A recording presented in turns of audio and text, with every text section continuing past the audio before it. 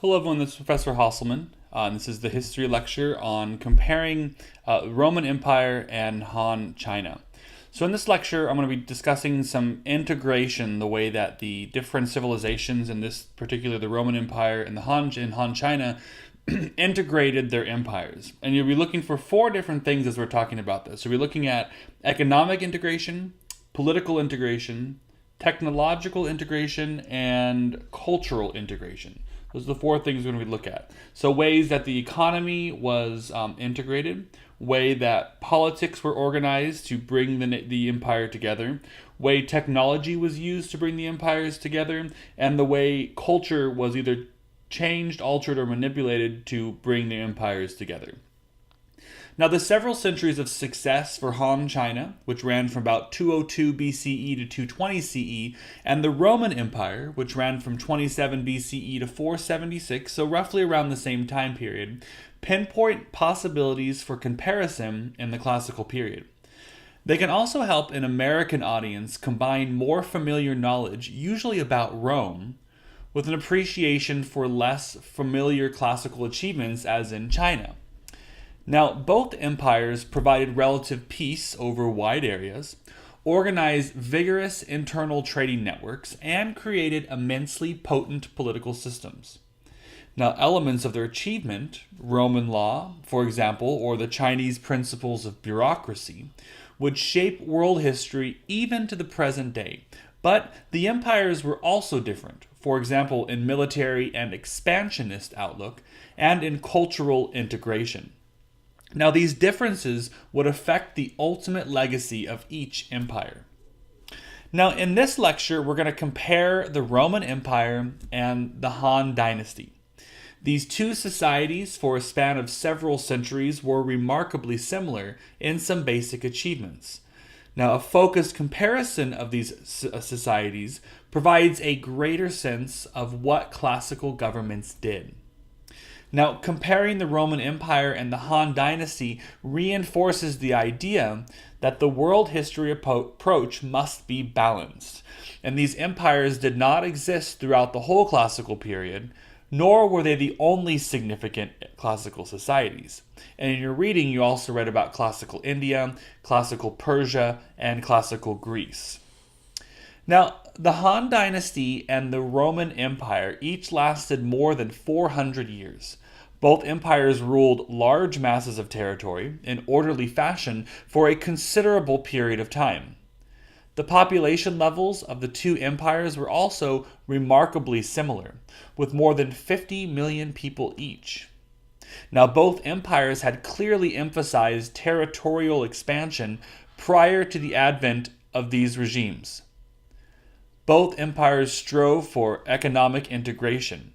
The Han continued the policy of building roads and canal systems to link major parts of the empire, which in turn allowed specialization and trade among the major regions. Rome also sought to establish granaries in Sicily, North Africa, and elsewhere that it could then reach through Mediterranean trade routes. Now, both empires worked directly for political integration, using slightly different mechanisms. In Han China, several devices combined to produce a political structure capable of ruling a vast empire. The Han Dynasty attempted to further Confucian thought as a means of inculcating certain values in the elite and possibly other classes. Now, the emperors continued a tradition of emphasizing their divine or semi-divine majesty. Finally, the Han introduced the first clear system of bureaucracy, or a group of offices or ministries, in which the central government designated representatives in the provinces. Now, Rome had its own methods of attaining political integration. Many Roman writers, particularly early in the empire, were eager to sing the praises of the emperors and the imperial system. Now, Rome developed a somewhat more rudimentary bureaucracy than the Chinese, but the Romans placed more emphasis on the legal system and the rule of law across the empire. Now, Rome did not usually assert the divinity of the emperors themselves, but surpassed the Han in imperial monuments, triumphal processions, and emphasis placed on the majesty of the emperor. Now, both of these political systems also expanded the functions of government, using their considerable powers of bureaucracy and taxation to provision major cities. Now, both governments were actively engaged in a certain level of economic activity designed to ensure a stable social and political order. Now, the differences in these two systems still seem to fall within a context of remarkable similarities. The Chinese regime worked harder at integrating its vast territory than the Romans. The Middle Kingdom in China in the classical period was the scene of major ethnic mixing and division, particularly in South China. The Han regime tackled this head on by planting large colonies of northern Chinese in the south and by encouraging the common use of Mandarin at the elite and bureaucratic levels.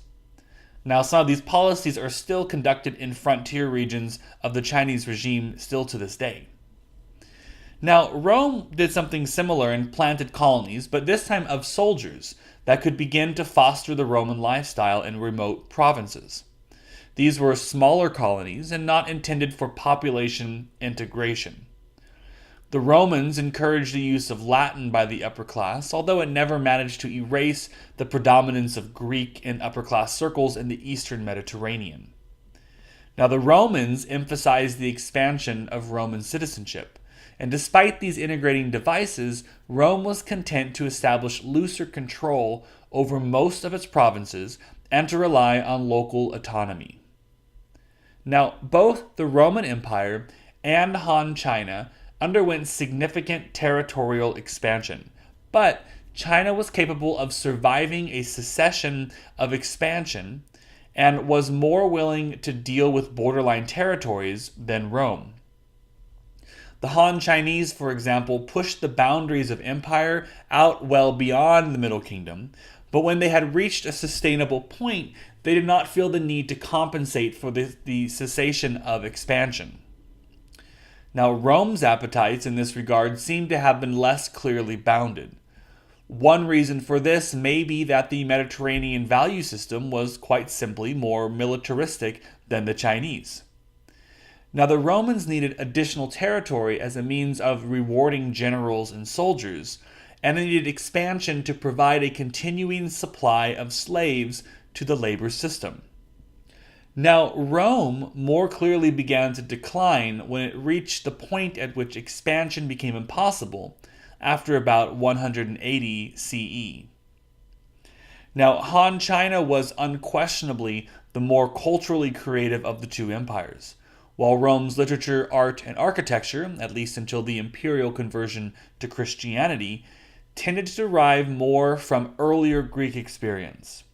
Classical China was also more creative in the areas of technologies, particularly in production technologies.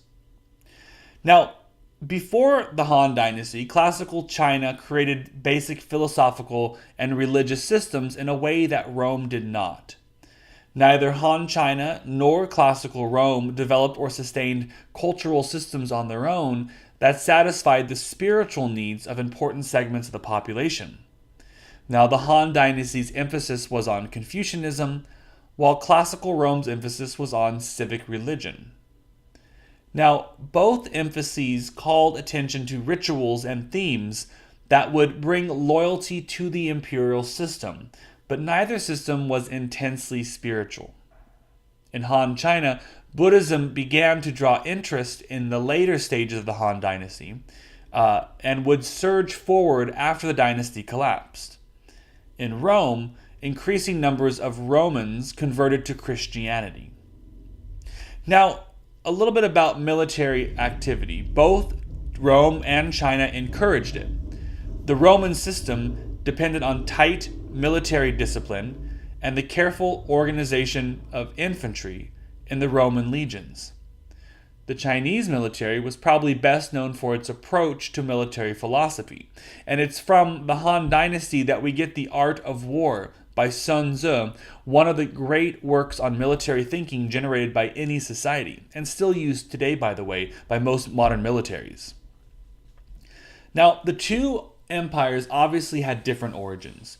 The Han dynasty sprung more directly from earlier dynastic activity in classical China, replacing a period of disorder under the Zhou dynasty with the focus on the importance of political order. Rome's origins in politics had more to do with the control of aristocratic landlords and the importance of a certain democratic element in Roman politics, both of which were overridden by the institutions of the empire. Now, both empires began to fade as the quality of individual emperors declined, and as the empires faced invasions from Central Asia and elsewhere, and suffered from increasing economic stagnation and from disease that reduced overall population levels. Now, once the western stronghold of the Roman Empire fell, the empire would be remembered and borrowed from by later regimes, but would never be reconstituted. The Han dynasty was destroyed, but its institutions and achievements were revived by later regimes.